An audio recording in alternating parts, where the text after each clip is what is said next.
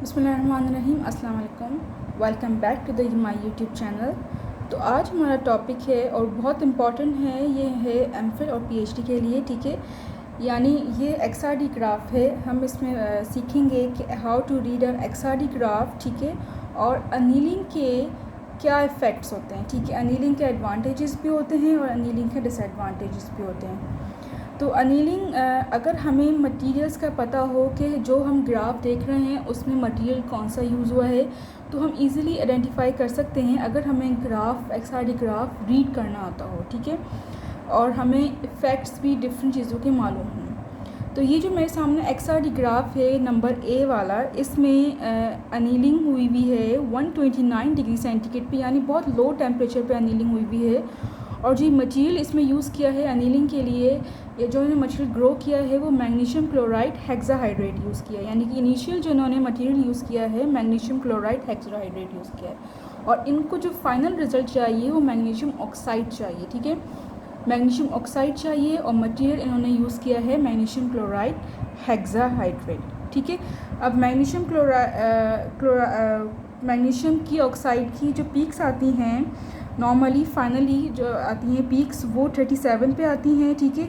आपको पीक्स सबसे इंपॉर्टेंट है, आपको पीक्स याद होनी चाहिए कि मैग्नीशियम की ये जिंक के साथ अगर डॉपिंग हुई हुई है, किसी और मटेरियल के साथ डॉपिंग हुई हुई है, तो आपको ये इंपॉर्टेंट पता होना चाहिए बात कि पीक्स कहाँ कहाँ पे शो हो रही है। अगर इसके अलावा कोई एक्स्ट्रा पीक है तो इसका ये रीज़न होता है कि या तो आपने जो एक्सपेरिमेंट्स किया है वो सही तरीके से परफॉर्म नहीं किया, यानी उसमें कोई ना कोई इम्प्योरिटीज़ ऐड हैं जिसकी वजह से कोई और पीक एक्सआरडी में शो हो रही है, ठीक है।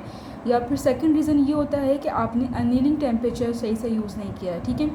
मतलब ये कि अगर आपने मटेरियल कोई ज़्यादा वाटर मॉलिक्यूल्स का यूज़ किया, जैसे कि इसमें हेक्साहाइड्रेट है यानी कि 6 वाटर मॉलिक्यूल्स हैं, या आपने 4 वाटर मॉलिक्यूल्स यूज़ किया, या फिर आपने 9 वाटर मॉलिक्यूल्स वाला मटेरियल यूज़ किया और उसे प्रॉपर्ली आपने अनील नहीं किया, यानी आपको एक्स्ट्रा पीक्स मिल रही हैं एक्सआरडी में, तो इसका मतलब यही है कि या तो इम्प्योरिटीज़ हैं या फिर आपने उसे अनील प्रॉपर टेम्परेचर पे नहीं किया, ठीक है। तो मैग्नीशियम ऑक्साइड की जो हमें पीक्स मिलती हैं फाइनली वो 37 डिग्री पे मिलती हैं, 42 डिग्री पे मिलती हैं, 62 पे मिलती हैं, दैन 75 एंड 79 पे, ठीक है। इस तरह से पीक्स मिलती हैं। लेकिन इसके अलावा ये जो नॉइसेस आ रही हैं, ये इसका मतलब है कि यहाँ पे जो हेक्साहाइड्रेट है वो प्रॉपर्ली डिज़ोल्व नहीं हुआ है, वो प्रॉपर्ली रिमूव नहीं हुआ है, ठीक है। अब इस रिमूव को करवाने के लिए हम अनीलिंग टेम्परेचर को इंक्रीज़ करेंगे, ठीक है। अभी हम फर्स्ट जो ग्राफ है एक्सआरडी का वो हम शो करते हैं, रीड करते हैं। फर्स्ट ग्राफ में जो भी एक्सपेरिमेंटर है उसने 129 डिग्री सेंटीग्रेड यूज़ किया है इनिशियल टेम्परेचर, ठीक है। फर्स्ट से जो टेम्परेचर यूज़ किया है अनीलिंग के लिए वो 129 डिग्री सेंटीग्रेड है। अब आफ्टर 129 डिग्री सेंटीग्रेड जब उसने एक्सआरडी किया, ठीक है, तो उन्हें यहाँ पे बहुत सारी नॉइसेस मिली, ठीक है। दीज नॉइसेस शो कि यहाँ पे और भी चीज़ें यहाँ पे मौजूद हैं ग्राफ में, ठीक है। अब इन्होंने यहाँ पे शो भी करवाया है कि points A, point B, point C के बहुत सारे इन्होंने पॉइंट्स दिए हुए हैं, ठीक है। और इन्हें मेंशन किया हुआ है कि पीक्स जो हैं ये इनकी हैं, यानी नंबर ए पे जो पीक है जो हमें 22 पे मिल रही है, नंबर ए पे ये पीक है हमारी मैग्नीशियम क्लोराइड हेक्साहाइड्रेट की, यानी ये एक ही पीक है नंबर ए पे 22 पे जिस पे मैग्नीशियम क्लोराइड हेक्साहाइड्रेट हमें मिला है, ठीक है। नंबर बी पे जितने भी पॉइंट्स दिए हुए हैं, बी पे जितने भी पीक्स पे दिए हुए हैं पॉइंट्स, उस पे मैग्नीशियम क्लोराइड 4 वाटर मॉलिक्यूल्स मिले हैं, ठीक है। और नंबर सी पे जो पॉइंट्स दिए हुए हैं ये हमें मिला है मैग्नीशियम क्लोराइड 2 डाईहाइड्रेट, ठीक है, 2 वाटर मॉलिक्यूल्स हमें मिला है यहाँ पे। तो मीन्स यहाँ पे प्रॉपर्ली हमें मैग्नीशियम ऑक्साइड जो हमारा डिज़ायर रिज़ल्ट है वो नहीं मिला, ठीक है। इस मीन्स कि हमें इन जो वाटर मॉलिक्यूल्स है इनको रिमूव करने के लिए हमें मज़ीद टेम्परेचर को इंक्रीज़ करना होगा, ठीक है। लेकिन सबसे पहले एक बात इंपॉर्टेंट है कि जब एनीलिंग के कुछ एडवांटेजेस भी हैं और डिसएडवांटेजेस भी हैं। यदि कि एडवांटेजेस ये हैं कि जब हम अनील करते हैं अपने सैम्पल को, जैसे फॉर एग्ज़ाम्पल अगर आपका नैनो पाउडर है, तो नैनो पाउडर में ये होता है कि जब आप सैंपल को अनील करते हैं तो एक्सआरडी में उसकी पीक्स बहुत शार्प आती हैं, ठीक है। एक्सआरडी देखें आप, एसईएम देखें, जो भी आप जितने भी रिज़ल्ट देखें, सैंपल अगर एक है तो उसके सारे रिज़ल्ट ही अच्छे होंगे, ठीक है। तो पीक आप XRD में बहुत अच्छी और बहुत शार्प पीक होंगी, उसकी इंटेंसिटी भी हाई होंगी, मतलब अबव 1000 इंटेंसिटी उसकी होगी, ठीक है। और डिपेंड करता है कंडीशन पे, अगर आप उसमें डॉपिंग ज़्यादा कर रहे हैं तो पीक जो है वो डिक्रीज़ भी हो सकती है, ठीक है। आफ्टर डॉपिंग जो है पीक डिक्रीज़ भी होती है। तो अगर प्योर है तो काफ़ी आपको हाई इंटेंसिटी और पीक शार्प नज़र आएगी, ठीक है, और वो होगी भी शार्प, ठीक है, शार्प होगी। और पार्टिकल साइज़ क्या होगा, इंक्रीज़ हो जाएगा आफ्टर अनीलिंग। जब हम हाई टेम्परेचर पर अनील करते हैं तो टेम्परेचर जो पार्टिकल साइज़ है वो हमारा का साइज़ बिगर हो जाता है, यानी कि पार्टिकल साइज़ इंक्रीज़ होता है, शार्प हमें बहुत नैरो मिलती हैं, ठीक है, और बहुत हाई इंटेंसिटी हमें पीक मिलती हैं after annealing at high temperature, ठीक है। अब यहाँ पे इन्होंने अब आ जाते हैं अपने टॉपिक पे। तो उस नंबर बी पे जो हमारा ग्राफ है ये शो कर रहा है कि इन्होंने सैम्पल को, सेम सैम्पल नहीं, अगेन एक्सपेरिमेंट करके इन्होंने टेम्परेचर को 167 डिग्री सेंटीग्रेड पे इन्होंने अनील किया, ठीक है। 167 डिग्री सेंटीग्रेड पे अनील करने के बाद उन्हें और भी बहुत सी पीक्स मिली, यानी A, B, D और E का नाम इन्होंने दिया है। A पे जो इन्हें पीक मिली वो अगेन मैग्नीशियम क्लोराइड हेक्साहाइड्रेट मिली, और वो सेम जो है 22 पे भी मिली, एंड देन आगे जाके वो 23 और फिर इस तरह से 31 पे और बहुत सी जगह पे, बस ये 3 जगह पे टिकी मिली हैं मैग्नीशियम क्लोराइड हेक्साहाइड्रेट की पीक। फिर नंबर बी पे उन्हें पीक मिली है मैग्नीशियम क्लोराइड टेट्राहाइड्रेट की, ठीक है, टेट्राहाइड्रेट की पीक मिली है ना डिफरेंट कंडीशन। फिर नंबर डी पे उन्हें मैग्नीशियम क्लोराइड हाइड्रेट वाटर की पीक मिली हैं। फिर नंबर ई पे इन्हें पीक मिली हैं जो कि 1 2 3 4 5, ठीक है, ये मिली है मैग्नीशियम क्लोराइड हाइड्रेट, ठीक है, यानी कि इसे हम मैग्नीशियम हाइड्रोक्लोराइड भी कहते हैं, हाइड्रोक्सी क्लोराइड भी कह सकते हैं, ठीक है, नंबर ई पे जो मिला है। यानी कि अभी भी इन्हें डिज़ायर रिज़ल्ट नहीं मिला। अब इसका मतलब है कि हमें मज़ीद टेम्परेचर इंक्रीज़ करने की ज़रूरत है।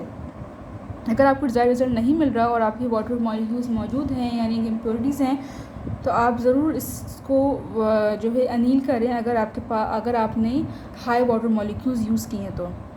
नंबर सी फिगर पे इन्होंने 181 डिग्री सेंटीग्रेड यूज़ किया है। अगेन इन्हें इम्प्योरिटीज़ मिली हैं, लेकिन इस दफ़ा इन्हें मैग्नीशियम हेक्साहाइड्रेट नहीं मिला।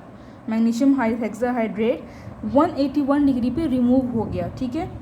यहाँ पे इन्होंने 4 वाटर मॉलिक्यूल्स मिले, 1 वाटर मॉलिक्यूल्स मिले, and again magnesium hydroxy chloride मिला है, ठीक है, 181 डिग्री सेंटीग्रेड पे। एंड अब फिगर डी पे 203 डिग्री सेंटीग्रेड पे इन्होंने अगेन अनील किया सैम्पल को, और यहाँ पे इन्हें 203 डिग्री सेंटीग्रेड पे इन्हें यहाँ पे अगेन से हेक्साहाइड्रेट मिल गया, ठीक है, और अगेन मैग्नीशियम हाइड्रोक्सी क्लोराइड अभी भी सैम्पल में मौजूद है, और यहाँ पे मैग्नीशियम हाइड्रोक्साइड और 3 वाटर मॉलिक्यूल्स मिले, ठीक है। यहाँ पे 4 वाटर मॉलिक्यूल्स रिमूव हो गए और यहाँ पे 3 वाटर मॉलिक्यूल्स हमें मिल गया। अब ये अगेन फर्दर टेम्परेचर इंक्रीज़ किया और 235 डिग्री सेंटीग्रेड पे magnesium hexahydrate and magnesium hydroxy chloride मिला, यानी कि पीक आप देखें, अगर आप ऑब्ज़र्व करें तो जब टेम्परेचर कम था तो उन्हें पीक ज़्यादा मिली थी, और जैसे टेम्परेचर इंक्रीज़ कर रहे हैं तो पीक की जो है वो इम्प्योरिटीज़ या वाटर मॉलिक्यूल्स रिमूव हो रहे हैं, और पीक जो है वो थोड़ी फाइन हो रही है, नॉइसेस जो हैं वो रिमूव हो रही हैं, ठीक है। एंड फाइनली जब 415 डिग्री सेंटीग्रेड पे इन्होंने अनील किया सैम्पल को, इस सैम्पल को मैग्नीशियम क्लोराइड हेक्साहाइड्रेट को जब अनील किया तो इन्हें फाइनली मैग्नीशियम ऑक्साइड अपना डिज़ायर रिज़ल्ट मिल गया, यानी कि सारी जो एक्स्ट्रा पीक्स थी वो सब रिमूव हो गई और हमें ये फाइनल रिज़ल्ट मिल गया, ठीक है। और आप देखेंगे पीक्स की इंटेंसिटी कितनी हाई है। यहाँ पे तो उन्होंने इंटेंसिटी का ग्राफ नहीं दिया हुआ, शो नहीं करवाया कि कितनी मिली हैं, लेकिन आप देखें पीक कितनी नैरो है, ठीक है, ये वाली मैग्नीशियम की पीक है, कितनी नैरो पीक्स हैं सारी, और वो जो है ब्रॉड पीक्स नहीं, जैसे कि ये ब्रॉड पीक्स हैं, ठीक है, ये भी देखें कितनी ब्रॉड पीक्स हैं ये वाली, उसके मुकाबले में काफ़ी नैरो है। इवन 235 डिग्री पे भी ये जो हमें एक पीक मिली है इस तरफ, ये भी काफ़ी ब्रॉड है। और ये आफ्टर अनीलिंग की टेम्परेचर देखें आप, अनीलिंग के इफ़ेक्ट कि कितनी नैरो पीक हमें मिली है आफ्टर अनीलिंग। तो अनीलिंग के बेनिफिट्स हैं कि हमें पीक जो क्रिस्टल क्वालिटी होती है नैनो पार्टिकल्स की वो हाई हो जाती है आफ्टर अनीलिंग, ठीक है। उनकी जो क्वालिटी होती है हाई जाते हैं, उनमें जो डिफेक्ट्स होते हैं वो रिमूव हो जाते हैं, यानी कि जो उनकी जो ऑक्सीजन वैकेंसीज होती हैं वो रिमूव हो जाती हैं आफ्टर अनीलिंग।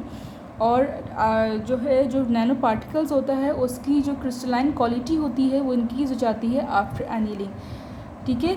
और लेकिन इसमें क्या इसका डिसएडवांटेज है कि पार्टिकल साइज़ हमारा इंक्रीज़ हो जाता है, ठीक है। यानी कि अगर हमें पार्टिकल साइज़ स्मॉल चाहिए अकॉर्डिंग टू आवर एप्लीकेशन, तो हम उसे अनीलिंग से हमें इंक्रीज़ ही मिलेगा। तो बेहतर है कि फिर हम जो है वो सैम्पल ऐसा यूज़ करें, या इनिशियली जो हम जो पार्टिकल्स यूज़ करें वैसे यूज़ करें सैम्पल जिसमें वाटर मॉलिक्यूल्स कम हो, ताकि हमें स्टार्टिंग में ही पार्टिकल साइज़ कम हो और हमें अनील इतना ज़्यादा टेम्परेचर पे ना करना पड़े, ठीक है। तो ये थी आज की वीडियो, उम्मीद है आपको पसंद आई होगी और आपको XRD ग्राफ और जो इसके जो अनीलिंग के फैक्ट्स हैं वो भी समझ आए होंगे। अगर आपको वीडियो अच्छी लगी तो इसे ज़रूर शेयर कीजिएगा अपने फ्रेंड्स के साथ, और मुझे दीजिए इजाज़त। अल्लाह हाफ़िज़।